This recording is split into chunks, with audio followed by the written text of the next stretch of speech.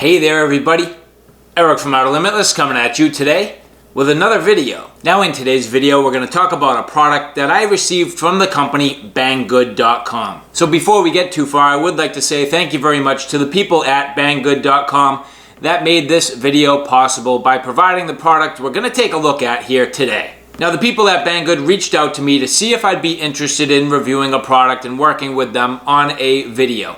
And in that regard, when that happens, and keeping in mind that happens to me on a number of occasions, I really need to think about the company, I need to think about the product, and I go through a little bit of a process. So the first thing is, do they have products that are relevant to my channel? The second thing is the product I'm going to take a look at something that would be interesting to my audience? And then third is it useful? Is it something that would be a useful product for me? And today's video checks most of those boxes. This is a product that is reasonably relevant within my video genre, is also something that you might be interested in if you're looking for something similar, and it definitely is a useful product. And the product we're going to take a look at is this miniature sander grinder from Banggood.com. This is definitely an interesting product. I'm not exactly sure what to think about this at this particular time. This is much smaller than I anticipated, but it is definitely cool and I am very intrigued at this. So what you see here is a miniature sander, a very small kind of bench grinder style. So a very small, thin belt, small motor, nice small overall package. And for me is something that I think could definitely be useful. Now, generally speaking, I have a number of different products that require me to use a sharpener, use a bench grinder, or use a sander. So for example, when I'm working on my knives and blades, when I want to touch them up and tune them up, it's definitely helpful to have something like a bench grinder. Now, I usually use a leather band or leather strop so I don't take off too much material. Here today I have a sanding belt, but it's not to say this isn't useful. If you were really to heavily chunk a blade, you definitely need to do some hard touch-up. So having something like this that can do good mechanical work is definitely an advantage. And beyond that, I'm always doing small projects where I need to sand things. So having that nice tight ability to do nice fine work on a small machine is definitely an advantage. Now today we're not really going to use this too much, rather look at the overall fit and finish and quality, talk about some of the pros and cons, and look at it for its overall functionality. And if you're interested in seeing a little bit more about what I'm about to talk about, do me a favor, stay tuned.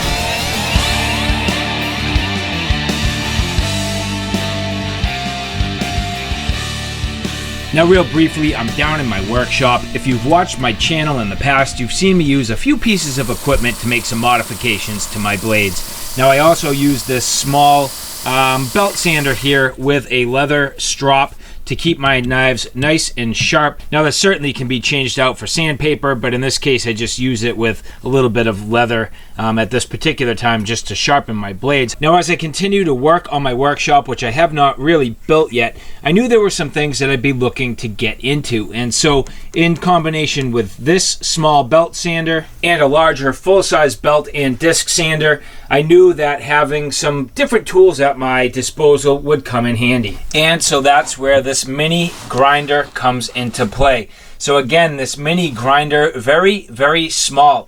But what I like about it is the idea that you can get into some real tight places with that real narrow belt. So it is very, very small, but I think it fits a bit of a niche. So the further and further I go and the further and further I get into different projects, the more and more I need a variety of tools. And that's why I found this would be, for me, a useful item. So for the people at Banggood, again, providing this, I just wanted to get my hands on something that I would find very useful. So this, again, we are just going to go through the basic features here, get a look at it, check it for function, and see how it will perform. But here I just have one very quick initial impression, and I think it's built fairly well, at least it appears to be, but what I don't like is that the base plate has 0 holes in it. So the ability for me to like kind of lash this down and tighten it onto a bench is going to be limited. Now, could I drill that plate out? Absolutely. Am I going to drill that plate out? Yeah, I probably will. because in reality this is so small and light, just a little bit of pressure on this is going to push it around. So unless I put some feet on here, or unless I bolt it down to a bench, this thing will definitely walk on me. So I want to get this good and firm on my bench before I start grinding. Now this does come with an array of Allen wrenches and a bunch of different sizes. So that's the next thing, is if you look, each and every one of the screws on here is pretty much a different size. So each one of these bolts here, just a little bit of a different size head, which I kind of get it and I understand, but at the same time, would have been nice to cut down a little bit on the total number of sizes. They probably could have done that if they really wanted to. Not a huge deal, but just pointing out some of the things that I see. Now the next thing is that this came with only one belt. So I kind of wish this came with a small variety of belts, maybe different grits, and at least more than one. So I do only have one to work with here. I need to source myself some belts so that I have some backup and redundancy and maybe some different grits. So this belt here is 330 millimeters long by 10 millimeters wide. So in other words, this is roughly 12.99 or 13 inches in overall length and about 0.4 inches wide. Which the good thing is, if you take a look at, say for example, Amazon.com, you can definitely find belts in this size.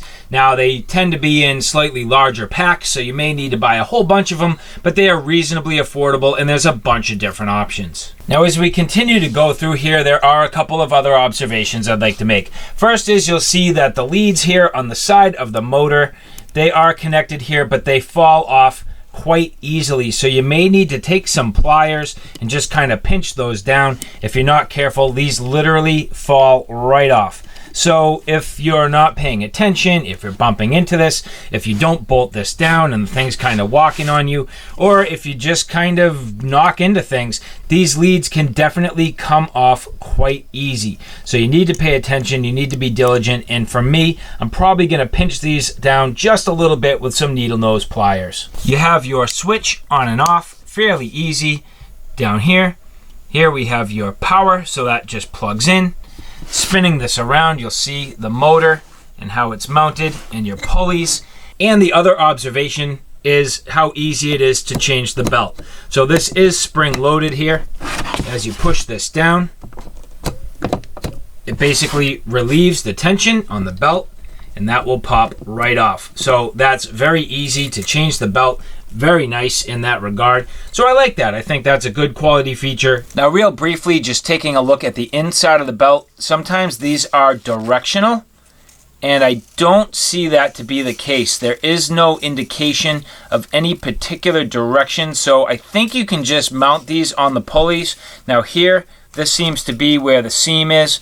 There may be some indication that I'm just not aware of, but by the looks of it, I don't see any arrows or anything that would tell me it goes one way or another.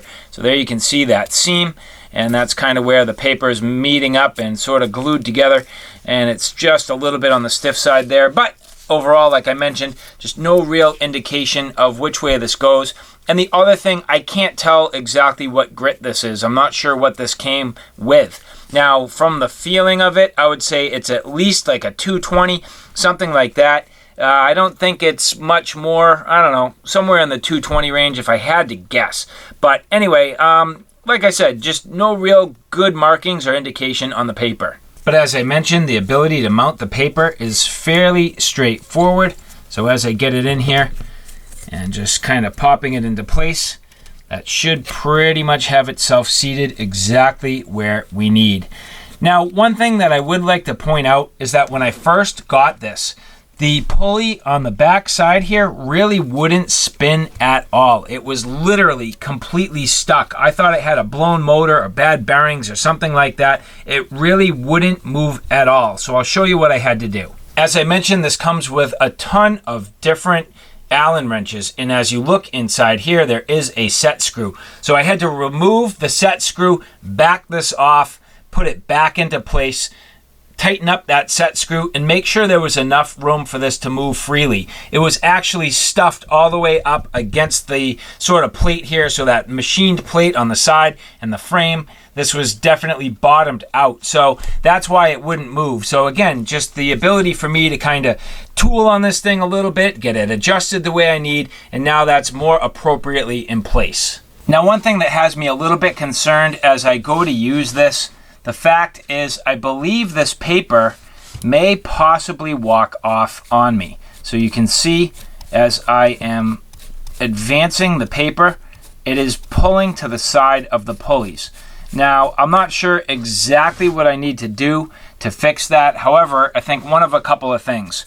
Here, if you look, there is a set screw basically here that will push on this pulley and angle it, which should help to pull the paper back. So that, I think, is one adjustment that needs to be made.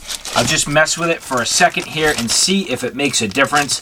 But I think if I was to turn this on and run it, it would definitely be a problem. So here is one of the Allen keys that is provided. Now I'm going to center this paper a little bit better here at this point, get it back onto the pulleys in an appropriate location. Try to take this and set it, so just a couple of little cranks.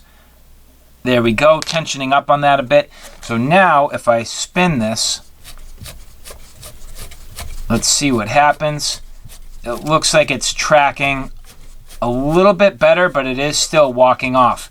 So that is what has me concerned, and especially the fact that right now I literally only have one piece of paper. So if I trash this piece of sandpaper, I'm kind of stuck.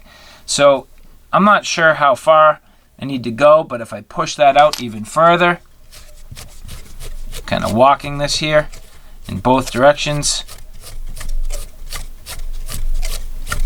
that may have done it. You can see here now the paper not quite walking off on me anymore. Actually, I got to be careful, because if I look, it is tracking off of this pulley. So there's some adjustment issues that I can't quite come to terms with just yet. I'm trying to figure this out, and I know as soon as I run it, this is going to be a problem. Maybe I need to take this back pulley, slide it out a little more. I'm not too sure. So I got to play with this a little bit to get it set up before I can even run it. So here we have the power supply. Now this came with, I don't know if that's considered like a European plug or something like that. I'll look it up and I'll annotate it below. But it is definitely not useful to me here in the United States. So in order for me to even use this, I need to steal myself a plug. And that's exactly what I did here. You'll see I pulled this out of the back of my computer to allow me to move forward. So at this point, you plug this in, you get the other end going into the wall, and you're good to go. Now this power supply, you will notice on the side, has this little switch, and that changes here between the actual output. So I can change the voltage, which will change the speed of this belt sander, which is really pretty cool. So you can vary this, and when you vary it, it will change the output. So in other words, this is a multi-speed grinder, which is definitely advantageous. So I have to admit, I'm a little bit frustrated at the fact that I need to get my own power cord. That would definitely be a good thing, is just where this is going to US customers. I think the company needs to pay attention. I don't know if that's Banggood, but I think they need to pay attention to what they're sending for power cords, making sure that it is compatible when it goes out to their customers. But that aside, let's kick on the power here. So there you go.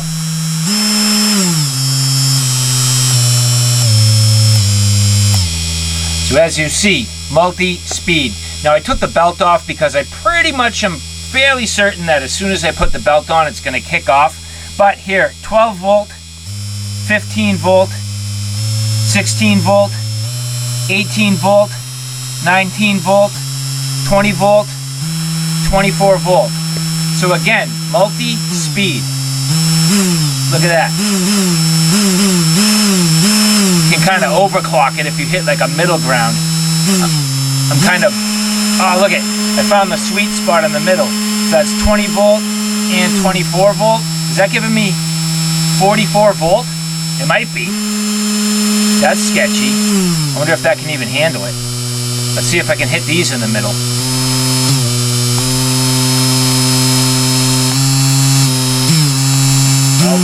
There you go. Oh, there you go. So hitting that one in the middle. That's probably 39 volt. This thing's probably going to burn out if I'm not careful. So anyway, that gives you the idea. So now, just real quick, just kicking this off. So what's going to happen with this belt? That's what has me concerned. I do think that I'm going to have a little bit of a problem here. So I'm basically just going to lace this thing up real quick, see if I can get it adjusted. In fact, I'm going to pull this back pulley out just a little bit more. I mean, I really do suspect that that's what's going to be a pain point for me. So getting into here with one of my little Allen keys, loosening that up. Now you'll see as I do that, let's see here, probably need to go a little bit more.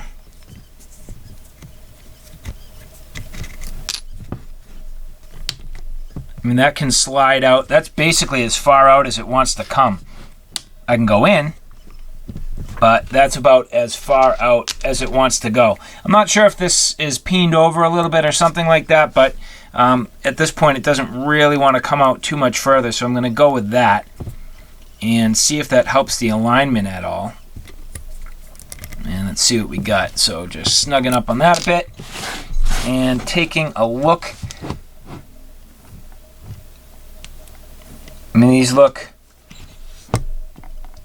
fairly in line. I'd say that's pretty good at this point, maybe a little better than it was.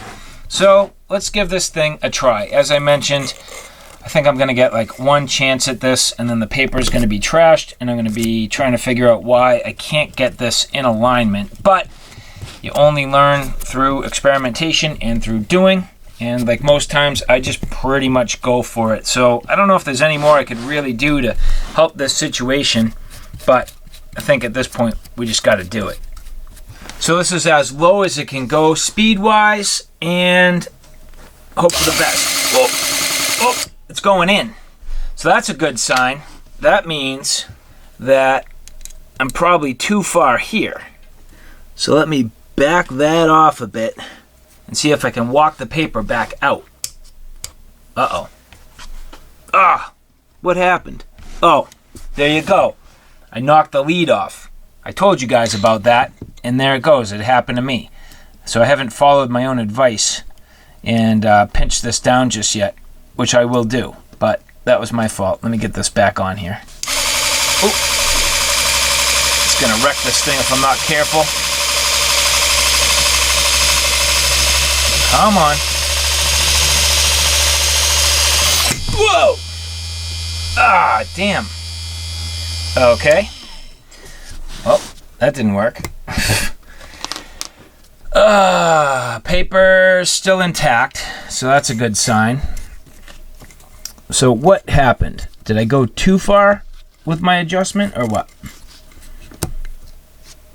Okay, so tighten up again. Straighten that out, as you can see. All right, go easy. Oh, I got it. Sweet. Although I'm really running on a ragged edge on that back pulley. So if you look at there, that's real close to coming off. Bottom pulley's close. Mid pulley's close. Top pulley's sweet. And the back pulley's close. So what that means is I still need to get a little more angle out of that. And if I can tighten that down and bring the paper that way a little bit more, I'll be in better shape. So if I tighten down, tiny turn, you can see the top of the paper right there is a little bit damaged now, but I'm still okay. So let's see if I can get this thing adjusted just a little bit more. All right, so tightening down just a touch. See how far I can go. Hasn't really moved yet. Come on.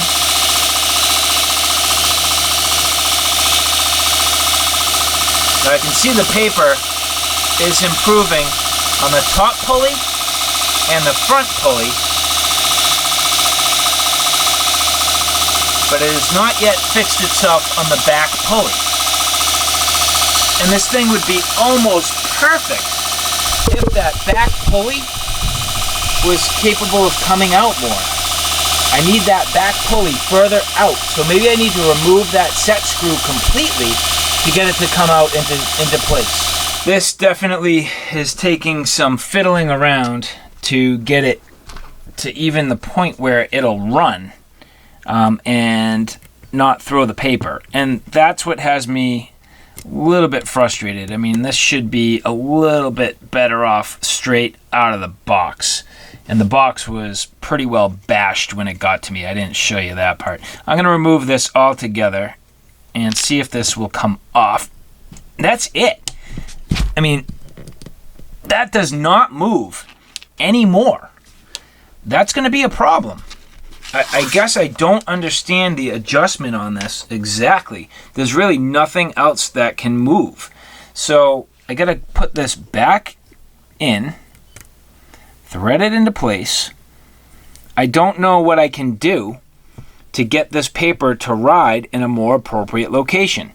It's just on the outside of this pulley, and that to me is suspect. I don't think it's going to ultimately work once I start to use it, so I don't know. Anyway, let's run it one more time, give this one more chance, and see how it goes. So the paper, very easy, right back into place. Let's go slow here and hope for the best. All right. Well, I have to admit, just doing that for some reason seems to have fixed it. The top pulley's tight, but that's fine. Front pulley, just a little off center, but that's sweet. Lower pulley, mint. And that back pulley now is pretty good. So I have to say, at this point, I feel a lot better about this. So let's see what happens as we ramp it up. So we're going to go a little notch at a time, just carefully picking this up a little bit. Nice.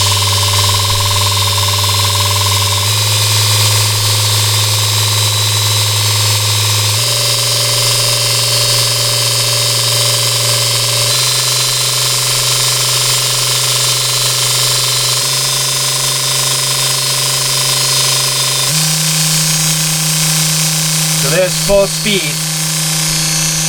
Should I overclock it just for fun? Whoa! We're out of here! Do that one more. Yeah, we're out of here. I'm gonna burn the thing out. All right. Sweet. Now in terms of balance, sounds pretty good. Doesn't seem to have too much in the way of any like real bearing noise. Sounds pretty good. Tiny little bit of vibration, but it feels pretty good. So I have to say, at this point, I am fairly excited to try to get this into use. Now, I think this is definitely going to have its place. I hope it holds up. I mean, overall, I think the machining looks to be pretty decent. I think the sort of tensioning mechanism is just a little suspect. It's so finicky. I mean, I hope at this point I've pretty much gotten this set where I need it and I don't need to mess with it too much more. I guess I don't really have a good sense for that. And it probably depends on if the paper stretches at all, you know, and anything like that. But generally speaking, I think at this point, I am fairly happy with this performance. So, all right, guys, there you have it. A quick look at this mini sander grinder from the people at Banggood.com. So again, I'd like to say thank you very much to the people at Banggood for providing this product for review. I'm definitely intrigued. I think it's interesting. There are some fundamental flaws. First off, definitely the drill holes in the plate so you can mount it, the connectors on the motor, the little finicky aspects on the top of this, and the fact that overall you just need a ton of Allen wrenches to maintain it. Then add a little icing to the cake, the fact that you don't even have the power cord that you need, at least here in the US. Now, that's not going to stop me. I think it's definitely a serviceable product. I think it's something that will come out in the future where I definitely have some projects. I definitely have some things that I want to do to use this grinder to put it to good use, tune myself up, tune up my blades, maybe make some little handles, different aspects with a nice tight little sander. I think it'll get into some tricky areas where the other tools I have just won't. So all right guys, thanks for stopping by. I hope you like what you saw. I hope you found it a little bit informative. If you like what you saw, please like, share, and subscribe. And as always, thanks for stopping by. Take care now. I'll see you soon.